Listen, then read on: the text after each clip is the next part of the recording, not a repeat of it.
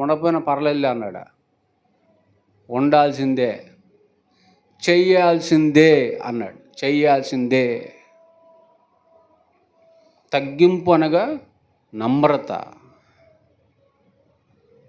నమ్రత అనగా తగ్గింపు కలిగి ఉండాలి. మీరుండాలి.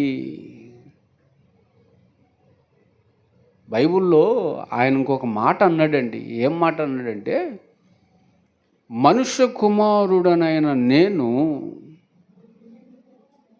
పరిచర్య చేయించుకోవడానికి రాలేదు. మరి ఎందుకు వచ్చావు నాయన?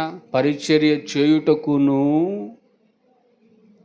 అనేకుల కొరకు క్రయధనముగా నన్ను నేను అర్పించుకోవడానికి, బలి అయిపోవటానికి ఈ భూమి మీదకి వచ్చాను అన్నాడు. అవునా?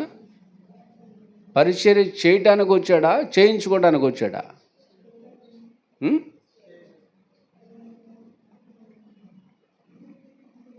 ఎవరాయన?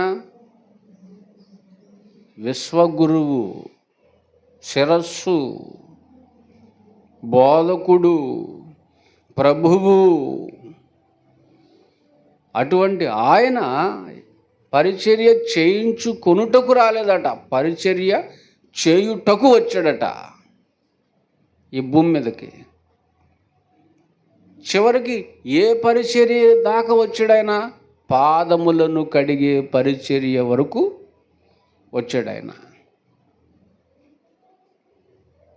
ఇది యేసుక్రీస్తు వారిలో కనిపించేటువంటి గొప్ప లక్షణము, గుణము. ఆయనలో ఉన్నటువంటి శ్రేష్టమైన క్వాలిటీ ఇది. ఉండాల్సిందే అన్నాడు. ఉండాల్సిందే అంటే ఉండాలి, లేకపోతే ఈ యేసుక్రీస్తు వారికి నీకు సంబంధం లేనట్టే. అదేంటండి, ఎంత బాగుంది. గనుక ప్రియులారా, ఎక్కడైనా ప్రభువు బైబిల్ గ్రంథంలో క్రొత్త నిబంధనలో తన హోదాను చూపించుకున్నాడా? తన హోదాను, తన స్టేటస్ను చూపించుకున్నాడా? ఎక్కడ లేదండి, ఎక్కడ చూపించుకోలేదు. ఎక్కడ తన జీవితంలో, బ్రతుకులో గర్వంగా ప్రవర్తించినటువంటి సందర్భము ఒక్కటైనా లేదు. ఎక్కడ లేదండి. అసలు అలా కనిపించలేదు. ఆయన 33.5 సంవత్సరాలలో ఈ భూమి మీద అలా కనిపించలేదు ప్రియులారా. భూతద్దం పెట్టి ఎదిగినా కనిపించదు. ఎందుకు? ఉంటే కదా. లేదండి, ఆయన లేదు, కనబడదు. అలా ఎతికిన ఆయనలో ఏం కనపడదు? గర్వపు జీవితం, గర్వపు మాటలు, గర్వపు ప్రవర్తన ఆయనలో ఎక్కడ ఏ కోశాన కూడా కనిపించదు.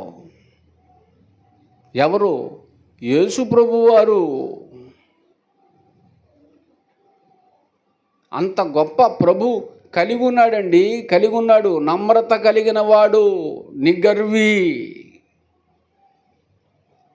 రక్షకుడైన యేసుక్రీస్తు వారు ఆయనలో కనిపించినటువంటి గొప్ప లక్షణమే గర్వము లేని లక్షణము, అహంకారము లేనటువంటి లక్షణము.